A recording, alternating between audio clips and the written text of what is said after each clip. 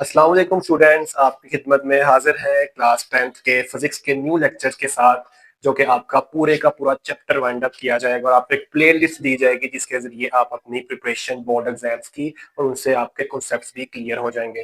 तो सिंपली सा हम चैप्टर नंबर 15 से इलेक्ट्रोस्टैटिक चैप्टर से स्टार्ट करेंगे। न्यू बुक है, 2026-7 की न्यू एडिशन है। बहुत से बच्चों को इश्यूज आ रहे हैं, बहुत से बच्चे बार बार लेक्चर्स लेना चाह रहे हैं, तो इफ यू वांट तो you can watch my video, बल्कि मस्ट वॉच माई वीडियो। तो बेटा उसके बाद हमारे पास जो स्टार्ट करते हैं हम 15 इलेक्ट्रोस्टैटिक। तो बहुत से बच्चे बच्चे जो है वो इसमें थोड़ा सा टेंशन कंफ्यूज होते हैं कि इलेक्ट्रो का तो हमें पता है कि इलेक्ट्रोस्टैटिक का मतलब इलेक्ट्रिसिटी है, but what's the meaning behind statics. तो बेटा आपके पास स्टैटिस्टिक का वर्ड जो निकला है वो निकला है रेस्ट से, कि आपकी जो बॉडी है वो रेस्ट पे होगी, जिसको हम स्टैटिक इक्विलिब्रियम का नाम भी देते हैं। आपने फिजिक्स में प्रीवियस आपने 9th में ये चीज पढ़ी हुई है। तो अगर ऐसी आपका इलेक्ट्रिक करंट जो है या आपका जो चार्ज है वो जब रेस्ट पे आ जाएगा या वो रेस्ट पोजीशन में आपको ऑब्जेक्ट जब चार्ज शो करेगा तो उसको हम इलेक्ट्रोस्टैटिक का नाम देंगे। अब इलेक्ट्रोस्टैटिक को और थॉरली समझने के लिए पहले हमें इलेक्ट्रिक चार्ज की समझ आनी चाहिए कि इलेक्ट्रिक चार्ज क्या है।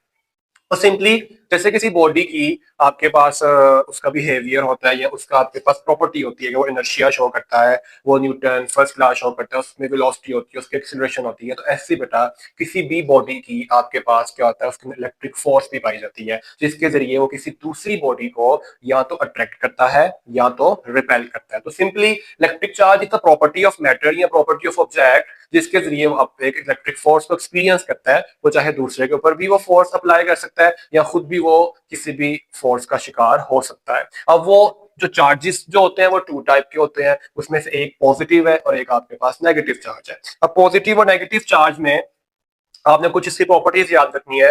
MCQs point of view important है और आपको वैसे भी आगे भी ये काम है कि कहाँ ट्रैक्शन होती है, कहाँ रिपल्शन हो रही होती है। तो जो लाइक चार्जेस है, यानी जो सेम चार्जेस है, पॉजिटिव चार्जेस में एक एक दूसरे को परे धकेलेंगे, एक एक दूसरे को अपनी ऑपोजिट डायरेक्शंस में लेकर जाएंगे, रिपेल करेंगे, चाहे वो पॉजिटिव है चाहे वो नेगेटिव है। लेकिन जो अनलाइक चार्जेस है always attract each other, positive negative को क्या करेगा, अट्रैक्ट करेगा। और ये रूल्स आप याद रखें, if we have same charges then they will be repel, और अगर हमारे पास अपोजिट चार्जेस है तो वो क्या होंगे, आपके पास अट्रैक्शन की फोर्स प्रोड्यूस करेंगे।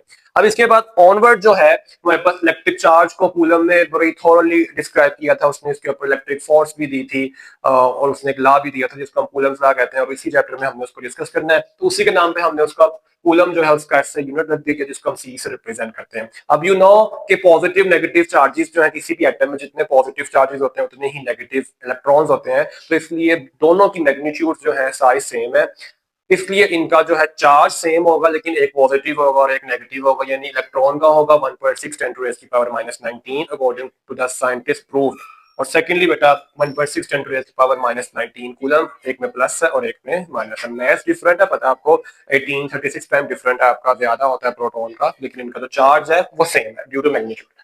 उसके बाद बेटा आपके पास एक यहाँ क्वेश्चन बड़ा मेन उभरता है कि किसी बॉडी पे चार्ज आता कैसे है।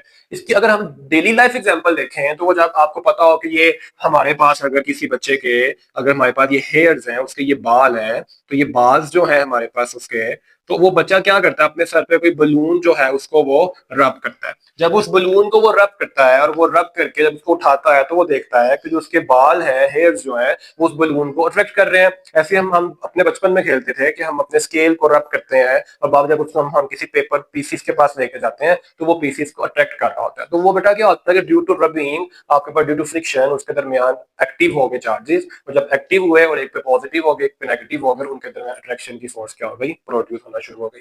तो इस तरह ये बेटा आपके पास फिजिकल फिनोमिना है। चार्ज आता क्यों है उसके लिए आपको एटम पढ़ना पड़ेगा, उसको हम नेक्स्ट लेक्चर में कहीं डिस्कस करेंगे, लेकिन आपको मैं मेन यहाँ बात बता दूं कि एटम में होता क्या है कि एटम में किसी भी न्यूट्रल सब्सटेंस पे, न्यूट्रल ऑब्जेक्ट पे, न्यूट्रल मॉलिक्यूल्स पे, न्यूट्रल पार्टिकल्स पे जब भी चार्ज आता है तो यहाँ तो उस पर पॉजिटिव चार्ज आता है या तो उस पर नेगेटिव चार्ज आता है। अब वो चार्ज आता क्यों है कि जब कोई एटम या कोई मॉलिक्यूल या कोई कंपाउंड या कोई ऑब्जेक्ट जो है जब अपना इलेक्ट्रॉन्स लॉस करेगा तो नंबर ऑफ प्रोटॉन्स बढ़ जाएंगे उसमें और नंबर ऑफ इलेक्ट्रॉन कम हो जाएंगे, तो उसकी वजह से उसके ऊपर कौन सा चार्ज आ जाएगा, अल्टीमेटली पॉजिटिव चार्ज आ जाएगा। और जब कोई एटम जो है वो न्यूट्रल पोजीशन से इलेक्ट्रॉन गेन करता है टू स्टेबल स्टेबल इटसेल्फ, तो उसके ऊपर जब गेन करेगा तो उसके ऊपर अल्टीमेटली नेगेटिव चार्ज आ जाएगा, तो वो फिर आपके पास अट्रैक्शन करेगा टुवर्ड्स पॉजिटिव, और अगर वो पॉजिटिव है तो वो अट्रैक्शन करेगा टुवर्ड्स नेगेटिव। लेकिन हाई पोटेंशियल पॉजिटिव पे हमेशा ज्यादा होता है, तो पॉजिटिव हमेशा जो है वो नेगेटिव को अट्रैक्ट कर रहा होता है। तो ये बेटा आपके पास एक सीक्वेंस है, बाद में हमने इलेक्ट्रिक फील्ड लाइंस, एटम,